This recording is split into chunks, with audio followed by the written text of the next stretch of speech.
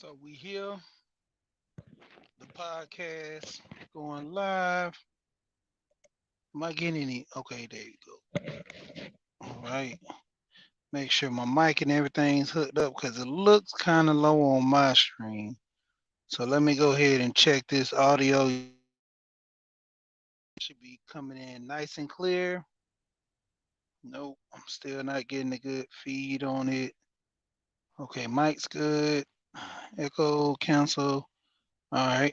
Let me bring that mic down a little bit to my mouth.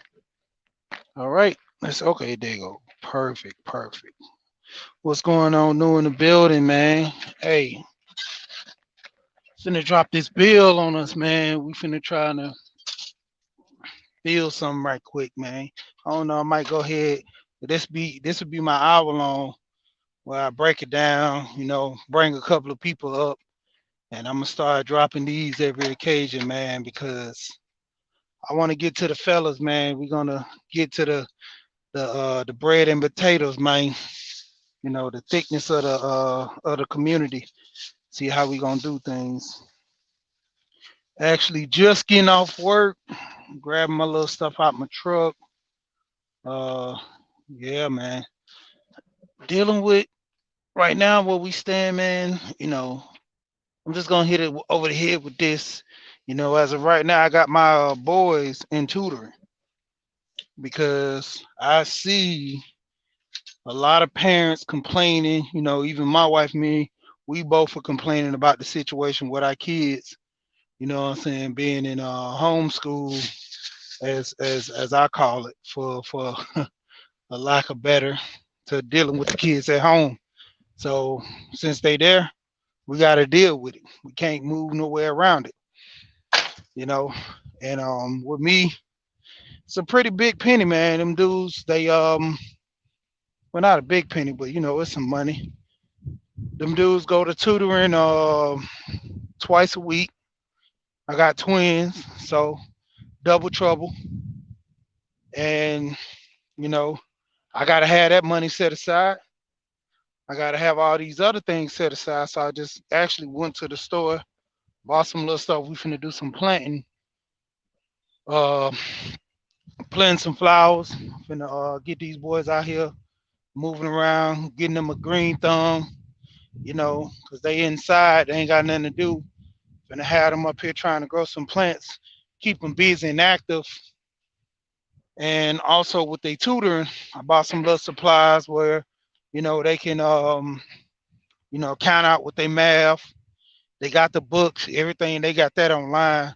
As far as math, one of them is good in math. One of them is actually, pretty good in reading.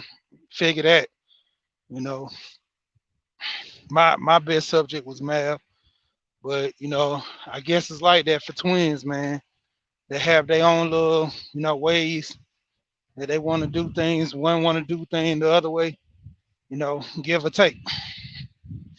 But the building process with them, you know, I'm go ahead and drop that money on them to where I have that tutor getting them right. AB, what's going on, man? Yeah, we here. That's the logo, man. That's official, man. I'm finna be like my boy. Might get a little wind in here, but I'm about to be in my truck anyway. But I'm finna be like my boy is a man. I'm about to go ahead and get me a song crunk up, man. I've been looking at Tony. Been look. Uh, what's this? Tony Anthem. He has the beats and stuff. Mark Nash. I be dealing with Mark Nash a lot. Mark Nash does the editing and everything, videos. Doing commercials. My boy, I gotta check him out too. Walt. Everybody been telling me about SKC, but a lot of guys in the manosphere I've been dealing with that get into these things. So I'm gonna go ahead and look them up too, man. Because my thing is this. I want to go ahead and me and Gold Professor always talk, and along the lines of giving a good broadcast. That's the key thing, man. And that's what I'm about to get these guys into, man. Give them a great experience. Dealing with me, my channel. You know, what I'm trying to promote, what I'm trying to push. And a lot of guys got to understand, you know, at the end of the day, that's what we doing, man. Everybody's relaying that message to the youth. You know, a lot of guys wish they had this right here. Oh, okay, okay, B. That's what we talking about. Hey, I ain't got the time for that. I've been looking at little stuff. I got a little mixer at the house, man. Uh, got a little DJ mixer at the house. I actually bought it for my son. He actually pretty good at it. I just ain't really been letting him play with it because the beats I got to his little website his sister had put him on where he can pull the beats and mix them up, try to see if he can mix one beat into another and how it looks. I mean, well, not how it looks, but how it sounds and everything. But yeah, man, just trying to move in that direction, man. It's gonna come a time when that stuff has to be done. I'm gonna have to put him on a certain path. So trying to get them ready for it, man. I'm giving them pretty much all the opportunities because truth be told, at the end of the day, the money gonna be there. Official, what it is, man. The money gonna be there. Like I say, when it come to my boys, man, and, I don't just talk about that life insurance with, and everybody go check out Alonzo, man. Alonzo Hall. I don't talk about that life insurance with him and be over there all the time on them broadcasts just for no reason, man. That dude lacing game. A lot of guys ain't privy to it because they don't want the knowledge. They want to rah-rah in this space, but you know, if you ain't got no life insurance or no kind of, plan for your kids' future, hey, you planning them to fail, man. That's how it is, man. And when it come down to it, even if you ain't got kids, that's the bad part about it. It's not even just planning for your kids. Even if you ain't got kids, you still got to get married. You don't want to put the burden on nobody else, man. Cause hey, fish fries and everything, that stuff getting old, man. COVID ain't it's hitting harder now. Selling T-shirts to try to, get the funeral bust out, man. That stuff getting old. It's gonna be a thing of the past, man. Hey, I've heard and I've seen it come to fruition, man. They have them pine boxes, man. They throw you in there just like the old days when they used to have the Undertaker and they had them wooden boxes out there. They done posted up. You see a couple of old movies. That's real life, man. If you ain't got no insurance, I mean, up in the thousands. A cremation. I did a cremation for my grandma. I paid out of pocket. I ended up doing the embalming her because of her life insurance. But when her life insurance wasn't there, I cremated her instead. It was the cheaper option, and that was like $1,200 right there just for the cremation and the other process that they put in with it with the embalming. If she would have never got embalmed, I think the cremation would have been less, probably about 800. But I mean, it's going up. I remember back in the day one of my partners or somebody, their family died. It was only like 450, 500 to get cremated. Now that my grandma passed, it's going up. Everything's getting high. If you ain't planning for it, man, it's doom. It's doom, man. Completely doom. What's going on, Bruce? Bruce, what's going on, man? And so the biggest thing is planning for the future, not only for if you have kids or not have kids, that legacy, man.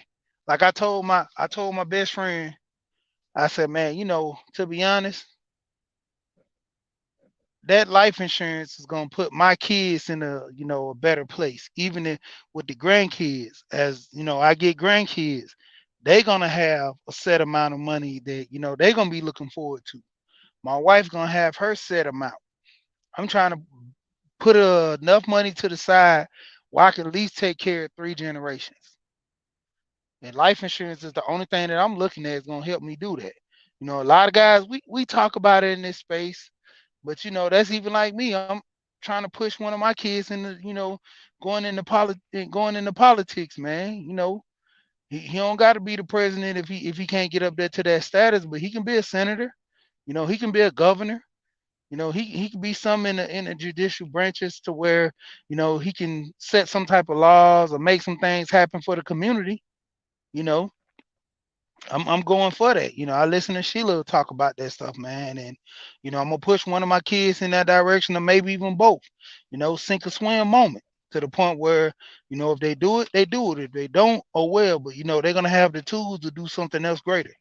And that's gonna be my biggest thing when I'm pushing with the kids, man, because when it comes down to it, man, that's the big key, and we all gotta have it.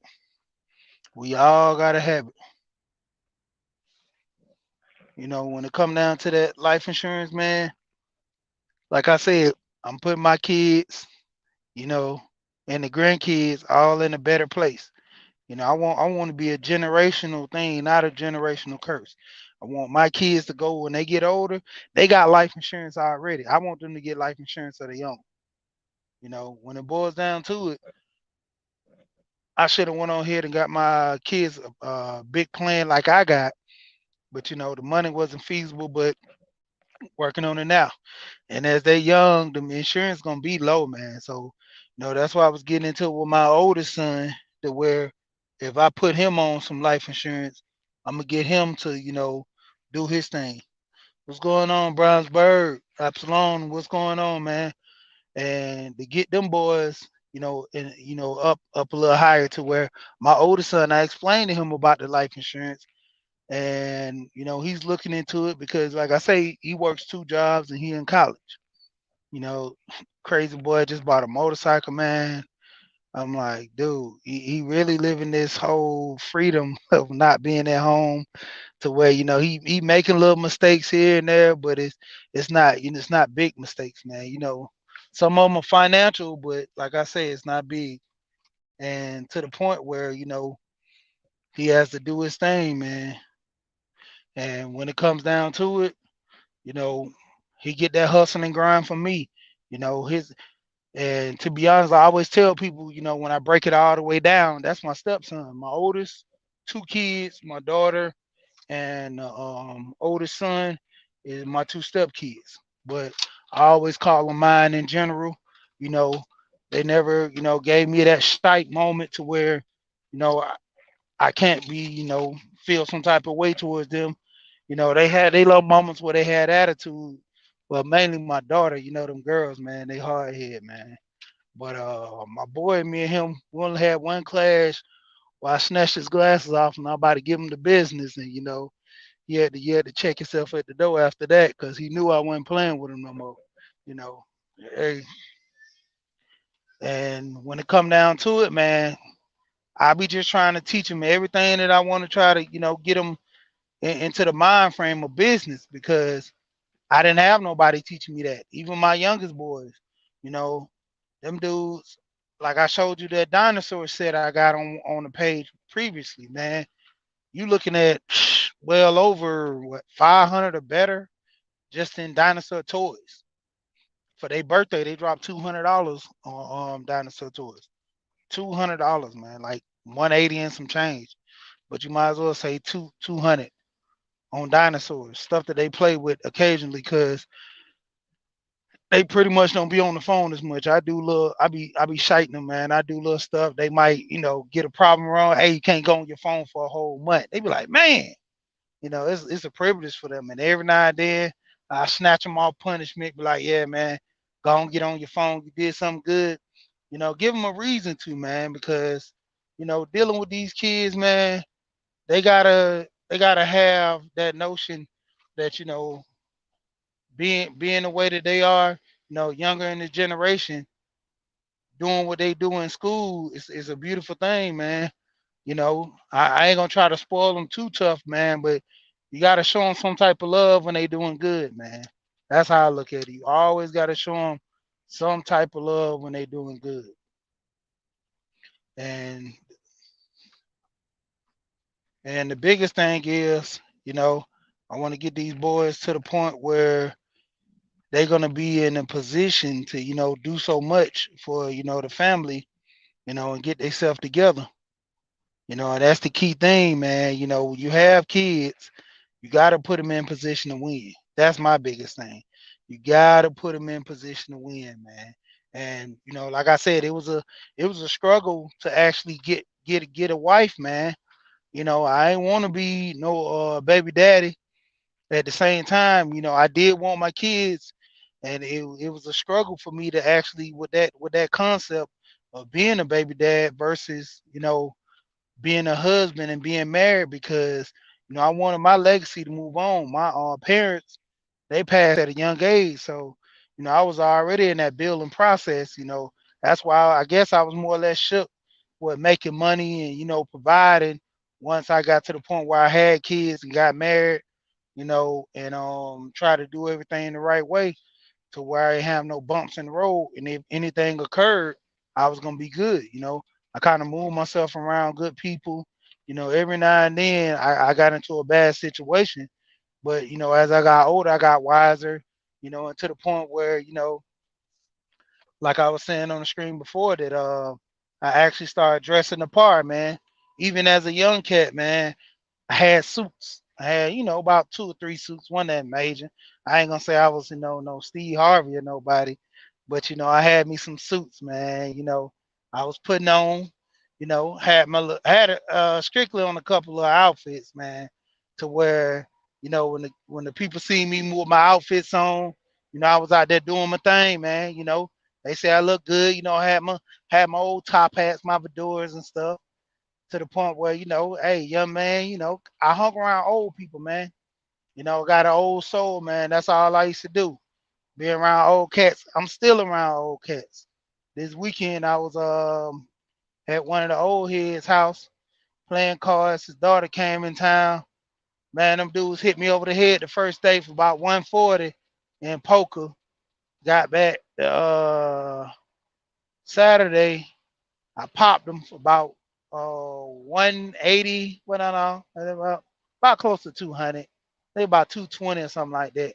Because even though I walked away with nothing in my pocket, I got a lot of cash outs, and dude, my old man little here and there. So we was running out of money. Nobody didn't want to go to the bank, so we just started hitting each other over the head with the cash outs. But yeah, man, hanging around these old dudes, and not only we play cards, we joke around, talk about, life things. And like I said, man, there for the knowledge. When it come to a lot of old cats, man, you sit around and just talk with them, man, they'll tell you about all kind of experiences, man, all the stuff they went through. One of the old heads been married before. He's like, man, he said there was a hurt feeling for his old lady to cheat on him. He's like, man, he wouldn't wish that on nobody. He's like, man, it hurt him so hard, made him drop to his knees. And he, it wasn't more or less that she cheated was the deal. It was that time and like Gold Professor always say, the time and energy, man, that he had to go ahead and leave her because of what she did and how she did it to the point where there wasn't no coming back, you know. And it hurt him, but at the same time, hey, it was best he found out that way than any other way. So he just knew he had to move on, And a lot of guys don't get the easy way out. Shout out to Rael. He hit over the head one time. We was talking about a guy he was dealing with doing business where this guy wife had her ex-husband working up under her new husband. Like that was one of the friends, and end up ultimately having this dude kids and everything. Where the dude was, a very wealthy man, and his kids was by his business partner or one of the guys who worked for him, which he thought was his wife friend, but come to find out, it was her damn ex-husband. You know, and people they do grimy stuff like that, man. So in a sense, man, it's hard to look out for stuff like that all the time, man. It's a rough thing, man. So that's why I'm focused on the build of family, man, because it's gonna come a time when you do get married. You got to know how to move, man. You got to know how to deal with them kids and stuff too. You know, that me with having my boys, man. When I first seen them dudes, it got me more great, responsibility to go out there and get it. You know, to be a better dude, man. To provide for the family, and at the end of the day, it costs, man. What's going on? Perfect timing. Life is so dang good. What's going on? How you doing? But when it come down to it, it's gonna be a struggle, man. But the whole thing is that process on learning what you got all the way up until that point of being a father. It just started coming natural to you, man. I've always dealt with my little cousins. I had a younger brother where he wasn't that much young off from me, but I used to help him out when I was younger. He couldn't tie his shoes up. I get over there and do it for him. You know, it's much more. It's a system in which the older kids help the younger kids. And when it came down to it, it was natural for me when I got into the role of being a dad. I've always had cousins I dealt with, you know, friends, little kids, all that, to where I was always watching them, babysitting them, show them how to do things. Even with gifts, I pride myself on giving nice gifts to people. I kind of talk to them, see what they interested in, and I don't just say, "Well, I'm gonna go buy you this," for them to say no, because I'm sitting here listening to you, the way you talk, the way you move, your momentum, the way how you handle things. I deal with an old guy, feet hurt. I always complain about his feet. You go buy him one of them foot massages or a foot bath thing. They be like, "Oh man, go on, man, what you do this?" It's more or less, you take the time and just listen to people. Like with kids. That was my big thing. I always just buy good gifts for kids. I remember my wife cousin, her little niece, like Happy Feet. I went in the store seeing all the little Happy Feet stuff. Looked around there, and I'm like, man, this stuff costs so much money. But I went into the stuffed animal section when they used to have it at Toys R Us. Nobody never went over there because those weren't the toys that everybody want. Went over there, found a big old penguin. That junk was like, I think, $20 or $15 or whatever. Man, it was huge. I'm like, the same penguin they had over there, Happy Feet, was pretty much almost half the size. And just because it had Happy Feet on there, they was wanting I think it was $65 for that thing. But I got a bear double the size for like under $20. So it was a way to move with it, and she was going crazy over that thing, man. And everybody was mad because they were like, "Dang, I mean, because I think the aunt spent like $70 on a Happy Feet, some type of Happy Feet play set with a whole bunch of little ones, and I got that one big one, and man, that girl, she rode that thing till the wheels fell off, man. Her mama's like, "Yeah, it's time to get rid of this, man. You done put it all in dirt, water, and everything else," and but she loved that bell. Even with dealing with a lot of stuff in people's life, man, you gotta stick and move, man. And that's why I was saying on the bill, when you get to a point where you're gonna get married and have your wife, there's a lot of key things you need to, process into that marriage. One big, big thing is, dealing with a person on your level. You know, you gotta be able to, have that woman sit there and talk with her and find out things that she's interested in, and can it apply to you, you know everyday life, everything you got going on, because it's hard, man. I mean, I'm not even gonna lie, that needle in the haystack stuff is real. Like I told you, I dealt with several women with kids, without kids, mainly a lot of women without kids. And when it came down to it, it was up to my wife that had two kids at that. And the only thing I had, certain limits about it, to where if she had two baby daddies, I wouldn't have dealt with her. But since she had one baby daddy, it was easier because I would have to deal with one guy. Two baby daddies, I mean, I'll have to go through three people. Two baby daddies and her, and it was just too much. Then I got to deal with another set of grandparents, another set of other uncles and family members, where it gets to be overwhelming when you have the kids start lying and doing little stuff. And that was one of the key things that I got away from that too, was when I dealt with my wife. I actually had a sit down with her, but not just more or less a sit down, but I talked to the dude and kind of vet, see where he was, see where his head was at too, because if I'm gonna be dealing with this dude kids, he got to know what type of man I am. And a lot of guys I don't see doing that. Even with my wife, I took everything she told me was a lie. It wasn't, that I just wasn't saying she was a good person, but I know in certain circumstances, why not make yourself look good?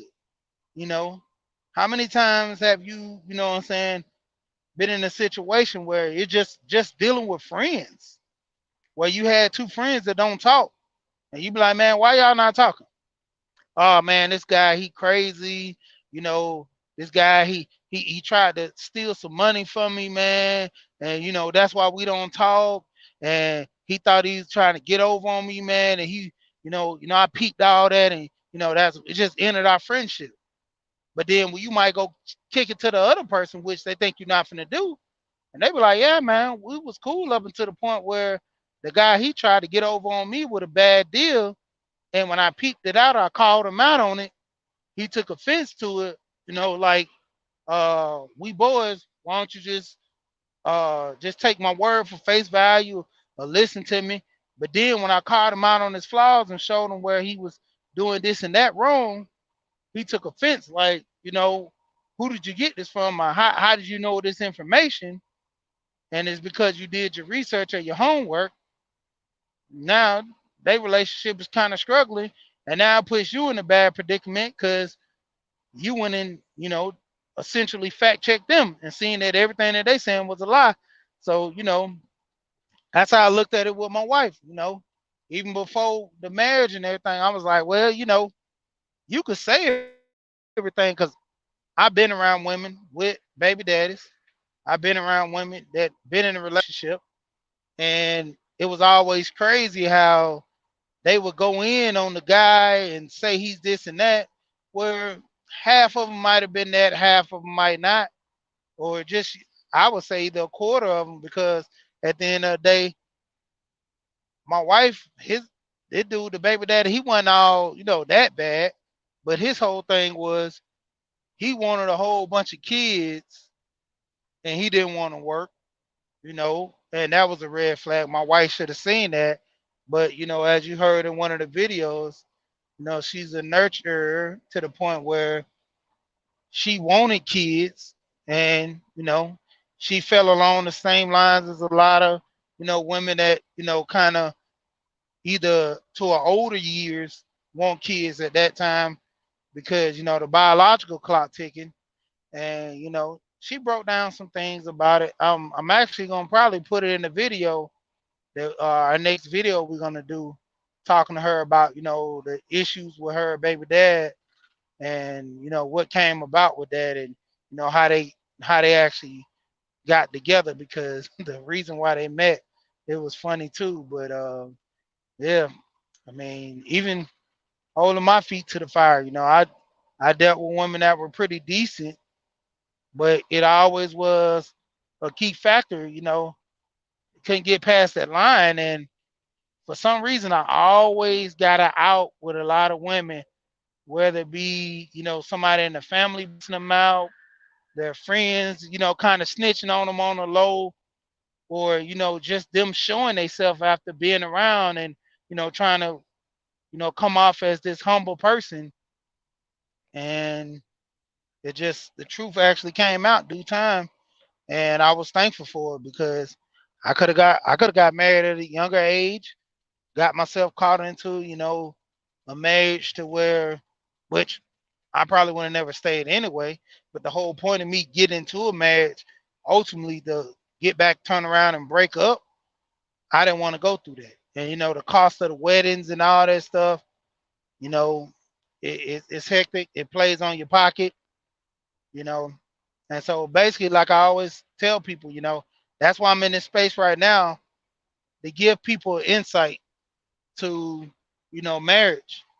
Because to be honest, it's not that difficult, but it's work, you know, because you're taking care, essentially, as I put it, you're pretty much taking care of, wife and kids.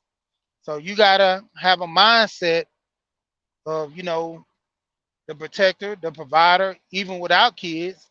But you gotta take a step farther that every child and wife, you got their life pretty much is in your hand, to the point where if something happens to them, it's gonna fall on you. To where, you know, lights get cut off, like we always talk about in this space. The man has to go keep the lights on. The woman, she works, that's cool, but as the man, he's looked at as, the breadwinner. And even if the woman is the breadwinner, still, if something is not done right, they're gonna look at the man's not being in control of his house. If his wife is spending all the money, he's gonna essentially be looked at as not being the man he should be to, run his house, to where she shouldn't be spending all the money. And, vice to where if a man is in a predicament where he's spending all the money, he got to, have some about himself, or his wife gonna put him in a position to where she has to step up and say, give me the check. And that's a bad part that a lot of men don't want to talk about it. You're not good with money. You're just not good with money. But the whole thing, if your wife is good with money, there's no reason you still can't run the house with your wife being over the money, because she know how to break things down. And that doesn't mean as like a boss, you can sit there and go over things with her and learn this stuff. Because to the point where nobody shouldn't have an issue with, going over finance, going over things, and, with relationship, to the point where you can just sit down and talk about things. You know, that's the biggest thing. If I can't sit down and have a conversation with my wife without her going off the hinges and yelling or something at me, maybe that might not be the woman for me. Because if we're doing something simple as talking about bills, doing something simple as, putting a budget together, and we're arguing and you yelling at me, that might not be the wife for you. That might not be the wife for me. I don't know about, I always tell people, if you go through a scenario with a woman and she treats you a certain way, and you don't see the, the signs that are there to get out of that relationship, or more or less, kind of fix things, if you truly want to be with that woman, if you like it, I love it, man. I'm not gonna tell nobody, I'll give you that info to, if she's treating you wrong, hey man, you might need to watch this or watch that. But when it boils down to it, I'm not gonna just push a man to say, hey man, leave this woman now. Don't ever talk to her. Don't ever do this again. Because ultimately everybody makes their own decision. Everybody's entitled to do what they want to do. Now, the issues that we have with that, let's face it, it's just like business. If you're not building a brand to succeed, what are you doing? You're building that brand to fail. And so the first rule of thumb, man, when picking a wife is, trying to build build a good household brand, to the point where it's a good face card to where it can be shown anywhere. My old woman, she told me when I was a young man, because she seen I know how to cook. Grandma always kept us, to the point where we were cleaning bathroom, vacuuming, washing dishes, all that stuff, man. We even got to the point where I don't do it as much, but wiping the walls down from touching the walls all the time. We used to wipe the walls down, get some Clorox or something, wipe the walls, get all the smears off the wall. And I don't like doing that crap now. It's a long process. I rather just paint. I rather paint uh, and be done with it. But you know, and she's seen a lot of things. I knew how to sew. My aunt sewed. My great grandma taught me how to sew. Because I used bad little boy, well, just a wild little boy. So I always tear my clothes up to the point where I learned how to sew. Rip my pants, sew the patch up, I'm good. Stitch it up, you know. I wasn't in there, making no outfits or nothing like that, but I knew how to patch up, do a hem, and I was good. And to the point where I started getting in to learn how to do multiple things. If a situation came about with me, I knew what I was doing. You know, even with dealing with certain other things. But the biggest thing is, having a woman that you can talk to that's pleasant. Easy on the eyes. That was her big thing. Notion was easy on the eyes, and yeah, I had a real good conversation with my wife before we got married. Learned a lot of good things about her, seeing how she was, and put herself in a situation, Lambo, but put me in a situation, where we start trusting each other with certain things and dealing with each other, and you know, she knew, and it was crazy because she had this whole notion of arguing when it came to us having a conversation because she was in that position with her ex and most likely with other people. What's going on, Anthony? And she was dealing with other people, and it put her in that mind frame, I guess, to the point where she would always come at me in a sense to say, this and that, and we have an argument about it. And like I had told her, at one point, I didn't ever argue with her. So at one point, she came up to me after everything had settled down. She was like, "Why when I say something to you, you don't say nothing back, and you're quiet about it?" And I'm like, "What do you mean?" She's like, "Well, you never argue back. You just sit there and be quiet, and if I say something and I get loud, you'll just say okay, or you just say okay, I messed up, or I did this wrong. Okay." And I was calm about the situation. That's what threw her off because I always told her it takes two to argue.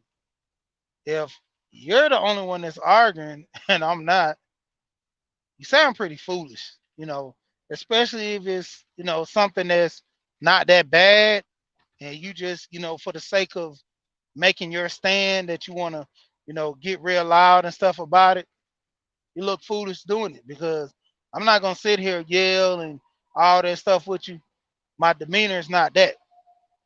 And like I always told my wife, I ain't got no gray hair. I don't plan on getting none, no time soon. And that after that day, if we had anything, it was more or less a discussion. You know, we didn't get loud. We might talked about something. She might get it loud a little bit, but then she'll calm down because she knows it's not gonna end well because I'm not gonna sit here and try to argue and fight with her. You know, and it was funny to the point where we did that, and it proved the point. You know,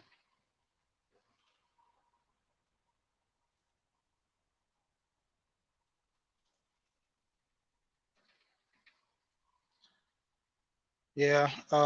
Trying to peek at my phone real quick with Anthony. But yeah, I mean, when it comes to money, you gotta understand a lot of people didn't have the know-how. You know, I always liked money. I had a job ever since I was younger, man. I wanted to build some type of money. So my notion was the only way to get money was to work. I knew the other way.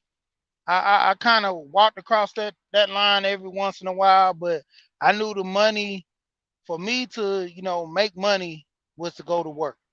I remember as a young kid, I used to pick up cans, cut grass, make money. I, I was always ahead of the curve, man. Even like before I got a regular job, my granddad had his own business, a burglar bar company. I go every, weekend, sometimes after school, work with him to pay for a lot of my uniforms and stuff when I got to high school. And as I got older, and I mean, well, middle school, but as I got older and got my own job, I went and worked at Six Flags down here in Atlanta. I worked at Crystals, and I just had a lot of little side stuff I did from time to time to make money. And it was to the point where I wasn't really, draining myself out because I enjoyed my high school time, wasn't really pushing it too hard, but you know, I had it to the point where, I was able to, move around. And that's a big key thing. My aunt, she owned her own store. So far as finance wise, my cousin, she went to school for business management. So I was always around people that was doing some type of numbers. And it was just like I say, with me, the notion that I mean the person that I am is to sit down and learn some stuff, you know, sit there and be quiet. Especially with back in the day, the old folks, you had to sit there. You couldn't come around those old people and just be all up in their face. You had to sit down and listen. When it's time for you to speak or they let you speak, you spoke when spoken to. I do that to my son now. If me and him, if I'm in a conversation with somebody and he butts in, the first thing I tell him, who's talking to you? You know, especially if I'm on the phone, I'm like, hey, did I say your name? All right, well, you just sit over there and listen. And you better not repeat nothing that I say. Kids have a knack of doing that. You know, you got to actually let them know to the position that you're the adult, they're the child. But when it come down to it, like I say, a lot of us not privy to knowing about finance, dealing with money, because we was always taught to give me the bill, I'll handle it. I learned how to pay bills when I was younger. My grandma got sick one time, and she would always take the checks and write them, and I seen her do it. But once I had bought my computer, I paid the bills online, and she was shocked. I paid them out my account, and when she got a little better, she gave my money back and everything because she was in the hospital. Nothing to get cut off. Everything was still good. My uncle, he tried to act like he was gonna move back in to help, but we was taking care of everything. I knew how to pay the bills. If you could read simple math, the stuff is easy. It's not as hard as it seems. I dealt with my pastor, was telling him I had got a Google account set up for all my bills. Like I have a family email. Me and my wife, we set up a family email to the point where she gets the emails on her phone, I get them on my phone, and anything dealing with the kids, they go into the family email. The bills, we pretty much if they were established beforehand, we're still having them, but in our personal emails, but they go to the family email. Even if the bills are established in another email, when it comes down to it, we still have alerts set up on the phone through the email to where when the bills are due, emails come in for that. Appointments, emails. I mean, alert for that to the point where it's almost everything that we have set up is pretty much on that email. You know, when we had timeshares, email. Every time no one's due, car note, car insurance, email, or alert. All knew when it was due. Everything was set up in those emails to where it was make it to a lot easy. 5 days. I always try to set them up 5 days before because it would give me enough time to set up a payment, or if I know I get paid Friday and something's kind of short, there you go. I had that little time set up from that time frame to the point where I knew I was gonna have everything set up, and that was a good thing for me to do. You know, even with my house now, I'm trying to make everything wireless to the point my wife she gets mad when I be calling on the camera in the living room. But I got a wireless camera set up in my living room. I got a Google Home Max in the room for the boys. I got another Google set up in the kitchen area where they can listen to music, watch a video, some on cooking and something like that. You know, mainly for the timer. It has multiple uses. You know, and that's pretty much a form of billing when it comes to the tech side. I'm gonna actually have the light switches switched out to the point where when I come in, I can have them, like a motion sensor, and it goes off every so often, long as somebody moving in the room or not. You know, and it it's just the key, man. Learning stuff. If you're not taught something, like I'm always pumped. This the Book of Roger from the Roger Report. When it comes down to it, man, Roger said 18, you should already know. And that's another thing that I want to build on too. When it comes to the manosphere, I listen to a lot of guys. I pretty much made it to where all the like majority of the stuff that guys talk about in this space, I've already pushed this in my family, done this, with my kids, done this as a man myself before I got married, you know. I put a lot of things into play, to where I'm hoping that my marriage lasts a lifetime. I only want to get married one time, but if not, so be it.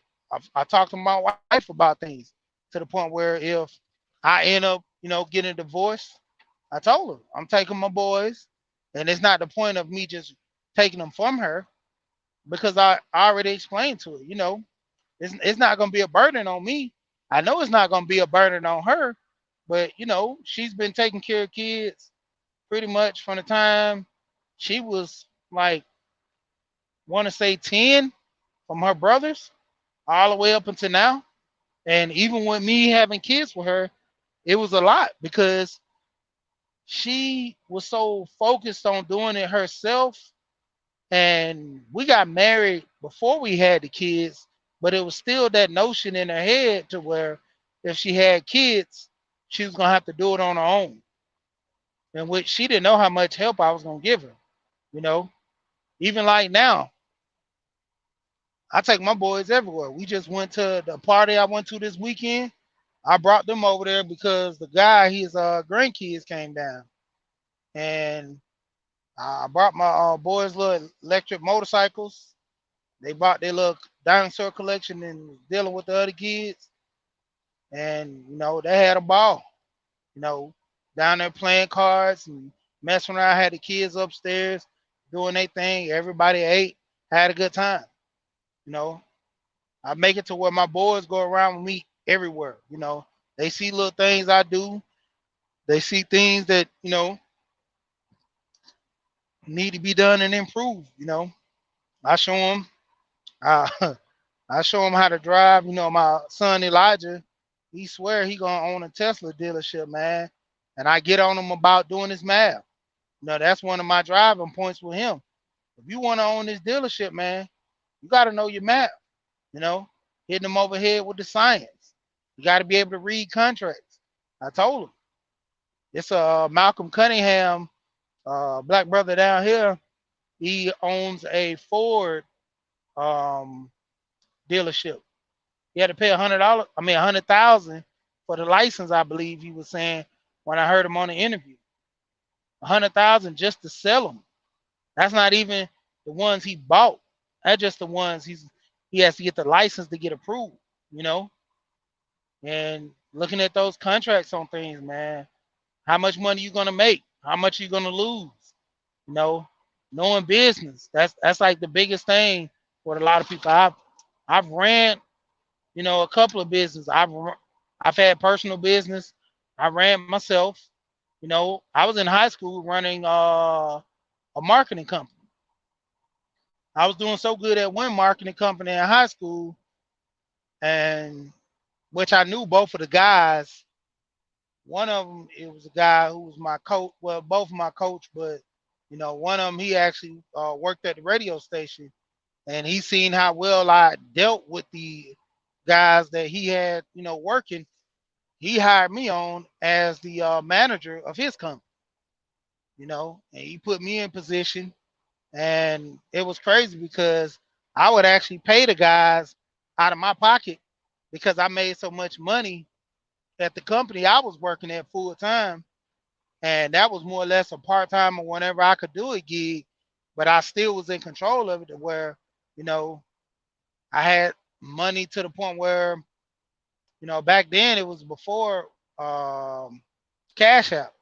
So I would be sending guys Western Union, tell them go down to truck stops. I'll send them what's called a com data check.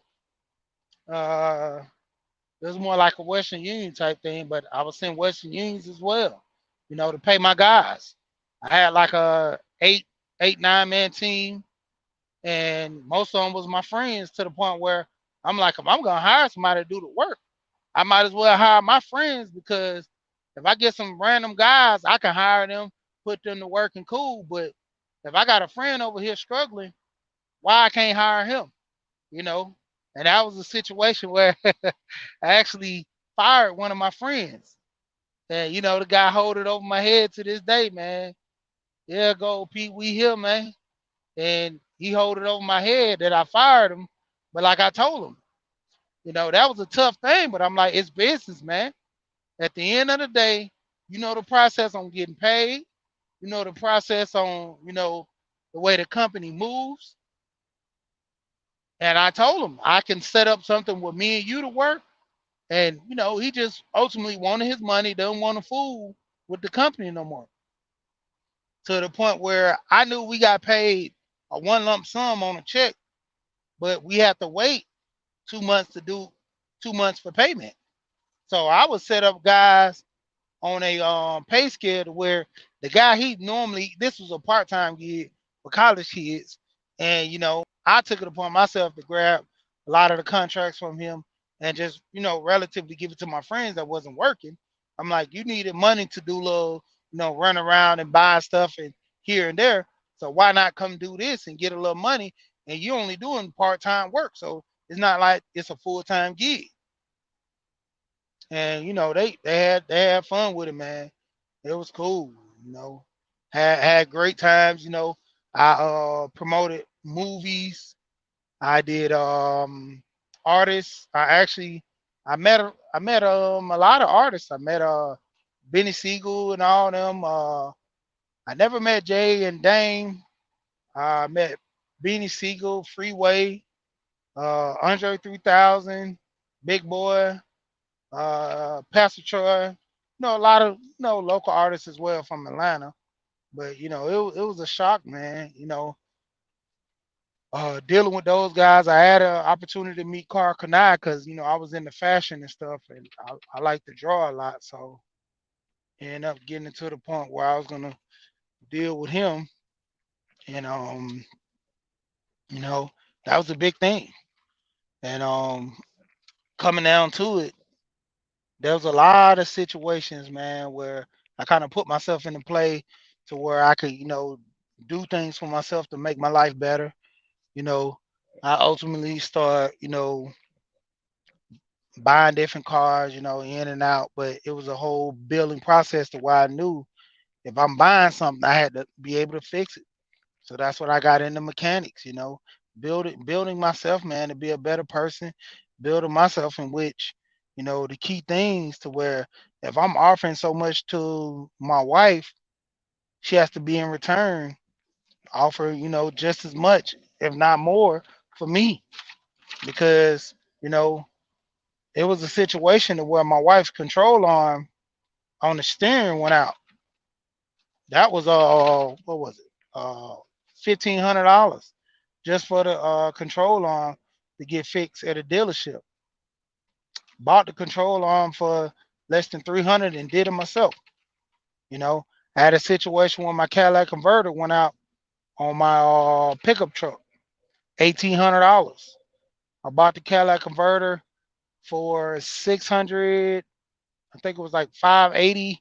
Yeah, about 580. 600, and I did it myself. Had all the power tools, looked at a couple of videos, I'm not just looking at one video, looked at multiple videos for my vehicle and essentially did it all myself. I had uncles that, changed tires. They showed me those basic things like that, changing the tire. But, when it came down to it, that major stuff, I had to learn on my own, you know. So with me, I was always working and I had a great job around a whole bunch of old guys.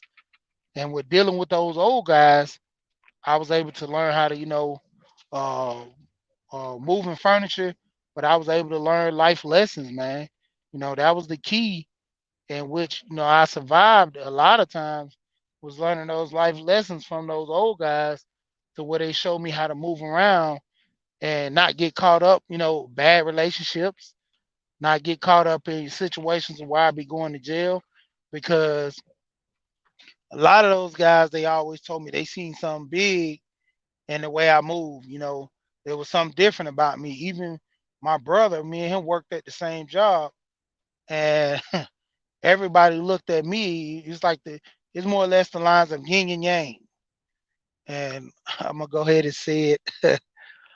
My brother was 10 months older than me. I know somebody gonna hit me over the head with this.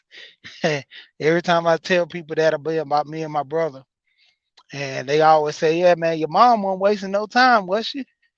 She was off to the races."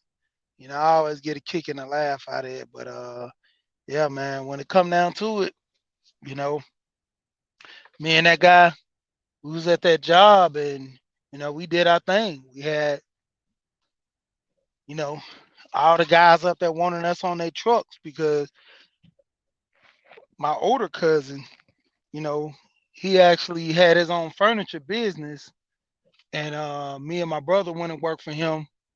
Him and my older brother had a furniture business to where this guy was crazy, man. He worked at a couple of business, but he found out about moving furniture. I mean, not moving furniture, but actually selling stuff to like those pawn stars. He was doing that back in the day when it wasn't a thing.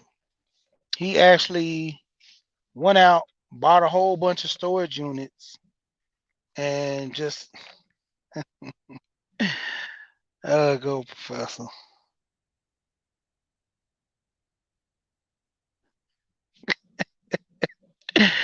Hey man, I'm looking at everything now, man. I'm got locked down.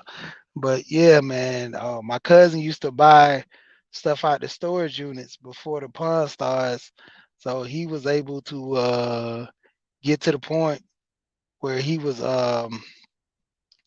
sitting there and reselling furniture, and it was to the point, man. Like he made a killing, man. He made a killing. He didn't have to take care. I mean, he pretty much took care of his family without even doing another job. He would go to units, buy them up throughout the week, clean up everything, set everything up, and God generally will make. I want to say, he would always show me the books anywhere from on a slow day, $1,200 on the weekend, like 1,200 just on the weekend, to where one week showed me a book close to 500 and some dollars. I mean, not 500, but like $5,000 to $6,000. And I'm like, man, that's great. I'm like, dude, and that's how he took care of his family. You know, then he went to recitals. He went to different events to the point where you know he had his kids always in tune and everything to a point where they would have themselves, sporting events and everything else. They would always be around. He would be able to watch out for the kids because that job entitled to where it was some days he could be able to go to a recital, some days he'd be able to go to some sports when they was in sports, and other days when he was just working so much, it was a great thing for him, man. You know, he essentially took care not only just his kids and his wife. He took care of his sister, his two sisters, his dad, his mom, and other people in the family as well. that job, it paid well, man. And it's to the point where, a lot of guys, you know, they did their thing, man. And a lot of guys didn't know. When it came down to it, man, that was a big thing for him. And I think I'm gonna go ahead and get ready to jump off, man.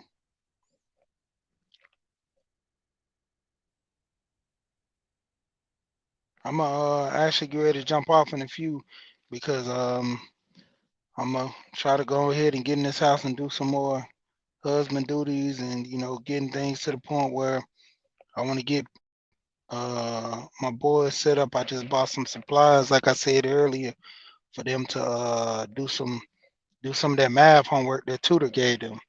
And like I said, it's costing me a little penny, man, but it's worth it because this pandemic got a lot of parents to the point where they're just relying on these schools to provide for them.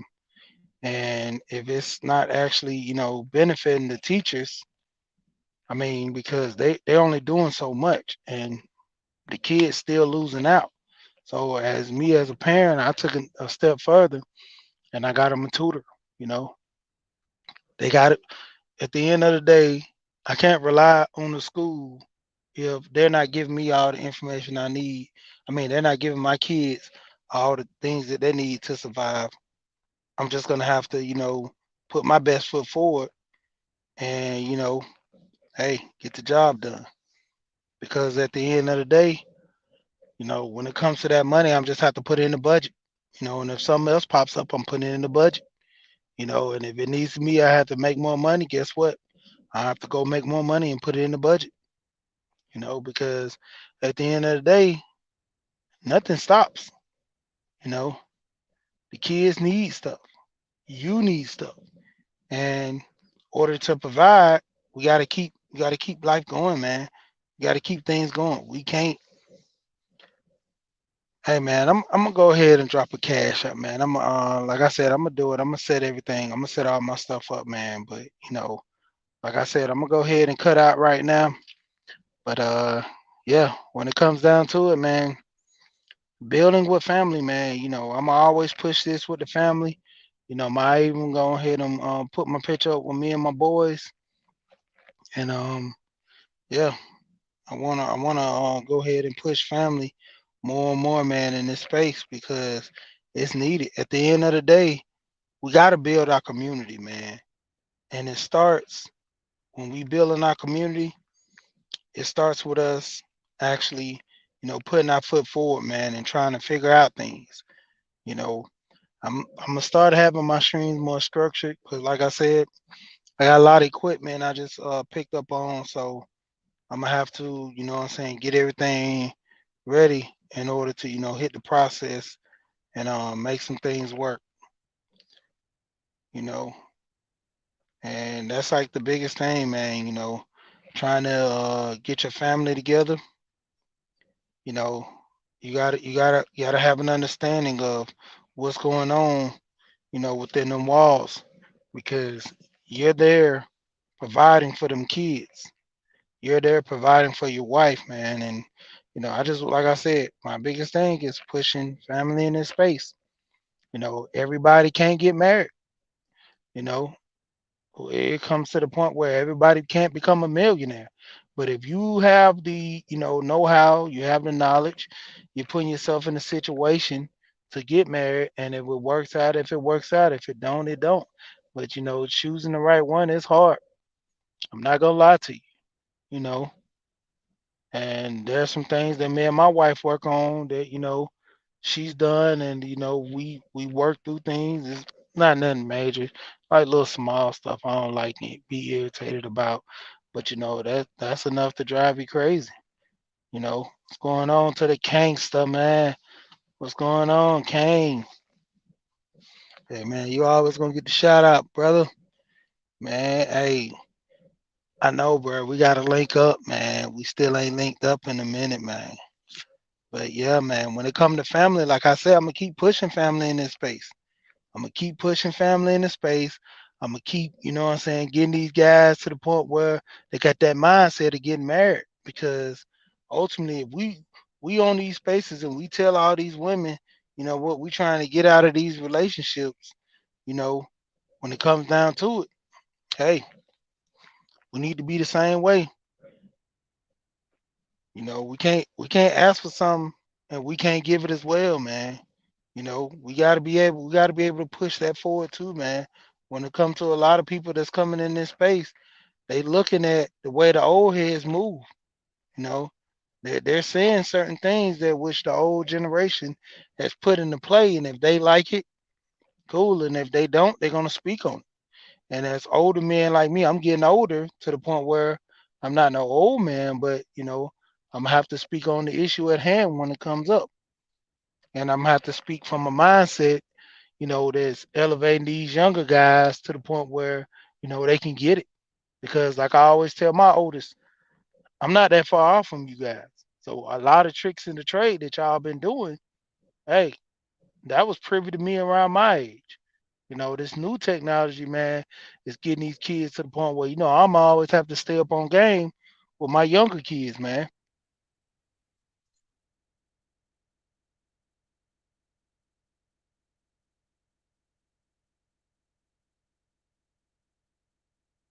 Come on, man. I'll holler at you.